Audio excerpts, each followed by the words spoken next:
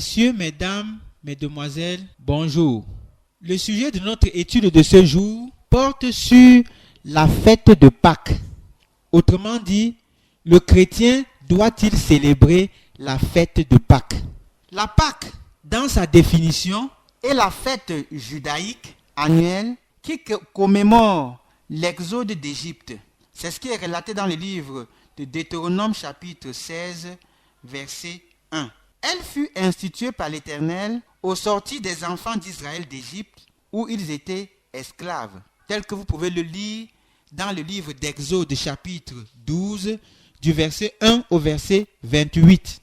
La Pâque était célébrée au premier mois de l'année, c'est-à-dire le mois de Nisan, qui correspond à peu près à mi-mars, mi-avril, selon qu'il est relaté dans le livre de Lévitique chapitre 23 verset 5. Je cite: « Le premier mois, le 14e jour du mois, entre les deux soirs, ce sera la Pâque de l'Éternel. » Fin de citation. Ce soir-là, chaque famille immolait un agneau en mémoire du premier agneau pascal qui avait été tué juste avant l'Exode, lorsque Dieu passa devant la maison des Israélites qui avaient appliqué le sang de l'agneau au linteau et au montant de la porte sans frapper leur premier-né. De nos jours, des dénominations religieuses en ont fait une fête chrétienne. La Pâque doit-elle être considérée comme une période de festivité? Quelle est sa signification dans l'alliance chrétienne? Le chrétien doit-il célébrer la fête de Pâques? Nous, chrétiens d'aujourd'hui, ne célébrons pas la fête de Pâques parce que chacun de nous a eu son jour où il est sorti d'Égypte, c'est-à-dire du monde du péché. Il est impossible que nous fixions un jour commun de fête. D'ailleurs, certains sortent d'Égypte et y retournent encore. Faut-il célébrer la fête de Pâques? Tous les chrétiens n'accepteraient pas de commémorer le même jour, car chacun est sorti en son jour et même en son mois. Disons que chaque chrétien a sa Pâque le jour où il est sauvé. Bibliquement, l'Égypte, c'est le monde du péché. Sortir d'Égypte signifie sortir du péché, abandonner la vie déréglée et désordonnée pour marcher en nouveauté de vie. C'est aussi sortir de la servitude, selon qu'il est écrit dans Nombre chapitre 28, du verset 16 au verset 25. Et en insistant sur la prophétie qui ressort au verset 28 et 25, je cite: « Vous ne ferez aucune œuvre servile. » Nous comprenons clairement qu'il s'agit de sortir de la servitude. L'homme se libère du joug et de l'emprise contraignante de Satan pour se réfugier à l'ombre du Tout-Puissant et entrer dans son repos. C'est ce qui est écrit dans le livre d'Hébreux, tout le chapitre 3 et le chapitre 4. Le chrétien n'est pas un homo festivus. Il est un homme d'activité, de prière et d'évangélisation. L'agneau pascal qui se mangeait ce jour en famille a une signification plus claire dans la chrétienté, car Christ est la lumière qui nous éclaire. Qu'est-ce donc l'agneau pascal? L'agneau pascal est l'agneau que devait prendre chaque famille ou chaque maison du 10e au 14e jour de la Pâque.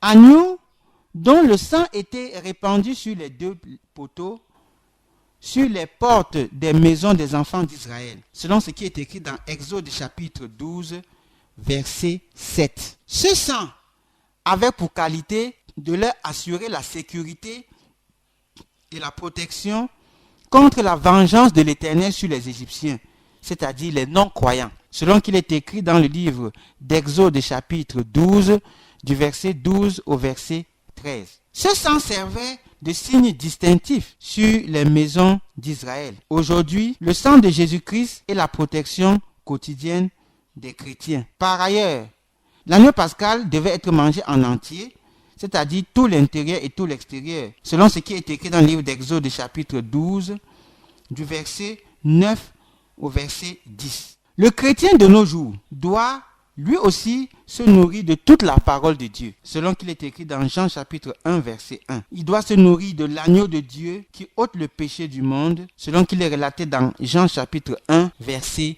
29. Il a été strictement interdit de briser l'os de cet agneau. C'est ce qui est écrit dans Nombre chapitre 9 verset 12. De même, aucun os de Christ ne fut brisé lors de la crucifixion. C'est ce qui est relaté dans le livre de Jean chapitre 19 verset 36. C'est pourquoi, d'ailleurs, le pain de la Sainte Seine doit être rompu et non coupé au moyen d'un couteau, car ce serait un grand crime d'enfoncer un couteau dans le corps du Seigneur. Ceux qui observent encore la Pâque ne comprennent pas la parole de Dieu. Ils sont loin du royaume de Dieu. Mais s'ils se ressaisissent et acceptent la vérité, il leur est encore possible. Car c'était l'ombre des choses à venir. Christ est la Pâque des chrétiens. Sa mort ne doit pas faire de nous, si nous pouvons le dire, des fêteurs ou des esclaves du divertissement. Christ est la Pâque des enfants de Dieu. En effet, à l'âge de 12 ans, Jésus-Christ accompagna ses parents à Jérusalem à l'occasion de la fête de Pâques. Quand ils furent arrivés là, il se déroba à leurs yeux et alla au temple écouter et interroger les docteurs de la loi. C'est ce qui est écrit dans le livre de Luc chapitre 2, du verset 41 au verset 52. Ceci signifie que, bien qu'étant juif, Jésus n'a accordé aucun intérêt à leur Pâques, puisque ce n'était que l'ombre des choses à venir, le corps étant lui-même. Si Jésus a célébré la Pâque juive dans Luc 22, 7 à 16, c'était pour marquer le point de jonction entre les deux alliances. Car alors, il institua une nouvelle Pâque dans Luc chapitre 22, du verset 17 au verset 20. Et c'est cette Pâque qui doit être observée dans la nouvelle alliance. Au juste, il n'y a pas de Pâque. La Pâque que célébraient les Juifs entre dans l'ancienne alliance. Celle des chrétiens a été instaurée par le Messie, c'est-à-dire le Seigneur Jésus-Christ. Selon qu'il est écrit dans Matthieu chapitre 26, du verset 26 au verset 29, je cite: « Pendant qu'il mangeait, Jésus prit du pain et, après avoir rendu grâce, il le rompit et le donna aux disciples en disant: « Buvez-en tous, car ceci est mon sang, le sang de l'alliance, qui est répandu pour plusieurs pour la rémission des péchés. Je vous le dis, je ne boirai plus désormais de ce fruit de la vigne jusqu'au jour où j'en boirai du nouveau avec vous dans le royaume de mon Père. » Donc, la Pâque chrétienne, c'est le Seigneur Jésus-Christ qui est l'agneau sans défaut, tel que relaté dans Exode chapitre 12, verset 5. Le seul agneau pris dans la famille, tel que c'est relaté dans Exode 12, 3, représente le corps de Christ, ou l'unique pain que les chrétiens prennent pour la Sainte Seine. Il doit être mangé en entier. Le sang de l'agneau est le sang de Christ, ou la coupe, fruit de la vigne, selon qu'il est relaté dans Matthieu 26, 29. Toutefois, il est nécessaire et urgent de retenir que prendre le corps et le sang de Christ requiert un sincère examen de conscience et une sanctification absolue. Le chrétien doit-il célébrer la fête de Pâques? Nous continuons en disant que la sainteté doit être une condition sine qua non pour prendre le corps et le sang du Seigneur. En effet, la purification a toujours été exigée par le Créateur. Et en instituant la Pâque, Dieu recommande aux Israélites dans Exode chapitre 12, verset 11, je cite: « Quand vous le mangerez, vous aurez vos reins sains, vos souliers aux pieds et votre bâton à la main. » Fin de citation. En effet, le disciple qui sollicite participer à la table sainte doit avoir les reins saints, mener une vie de droiture et de justice. Il faut qu'il n'y ait en lui aucune souillure. Il doit aussi avoir ses souliers aux pieds, c'est-à-dire le zèle que donne l'évangile de paix, tel que relaté dans Éphésiens chapitre 6, verset 15. Il ne doit pas oublier de tenir son bâton à la main, c'est-à-dire l'épée de l'esprit qui est la parole de Dieu, tel que relaté dans Éphésiens chapitre 6, verset 17. Quiconque se sent coupable et condamnable par la parole de Dieu doit s'abstenir de prendre la Sainte Seine, car l'orgueil conduit à la ruine. Celui qui mange la Pâque sans s'être purifié, sans s'examiner, s'attire plusieurs malheurs. C'est pourquoi il est écrit dans le livre de 1 Corinthiens chapitre 11 du verset 27 à 31, je cite, « C'est pourquoi celui qui mangera ou boira le corps du Seigneur indignement sera coupable envers le corps et le sang du Seigneur. Que chacun donc s'éprouve soi-même et qu'ainsi il mange du pain et boive de la coupe.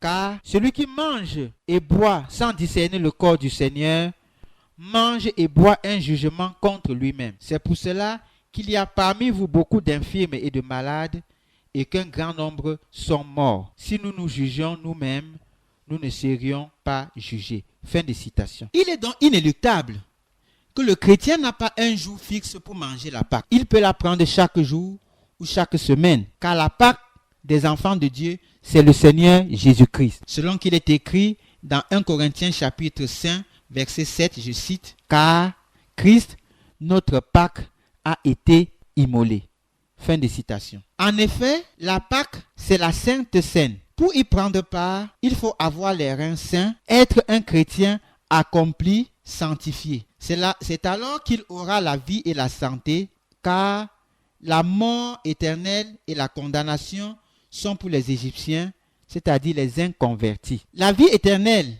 est pour les enfants de Dieu. Quand l'Éternel détruira le monde, s'il vous trouve avec Jésus-Christ, vous ne périrez pas. Selon qu'il est écrit dans Exode chapitre 12, versets 22 à 23. Prendre indignement le corps de Christ, c'est s'exposer aux dangers et aux difficultés. Avisé de cela, le roi Ézéchias en son temps pria Dieu en faveur de ceux qui avaient mangé la Pâque sans s'être purifiés. C'est dans le livre de 2 Chroniques chapitre 30, du verset 18 au verset 20, je cite, « Car une grande partie du peuple, beaucoup de ceux d'Éphraïm, de Manassé, d'Isaacar et de Zabulon, ne s'étaient pas purifiés, et ils mangeaient la Pâque sans se conformer à ce qui est écrit. Mais Ézéchias pria pour eux en disant, « Veille l'Éternel qui est bon, pardonnez à tous ceux qui ont appliqué leur cœur à chercher Dieu, l'Éternel, le Dieu de leur père, quoiqu'ils n'aient pas pratiqué la sainte purification. » Toute analyse faite, la Pâque des enfants de Dieu, c'est le Seigneur Jésus-Christ, le pain de vie, ainsi qu'il le déclare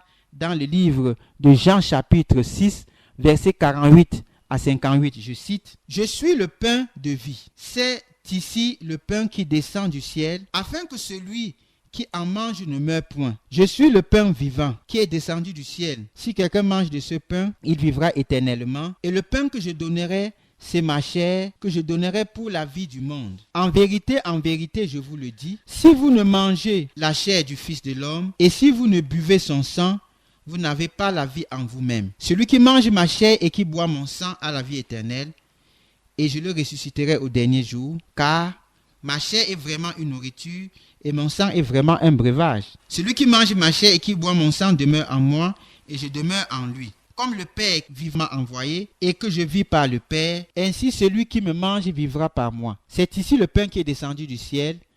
Il n'en est pas comme de vos pères qui ont mangé la manne et qui sont morts. Celui qui mange ce pain vivra éternellement.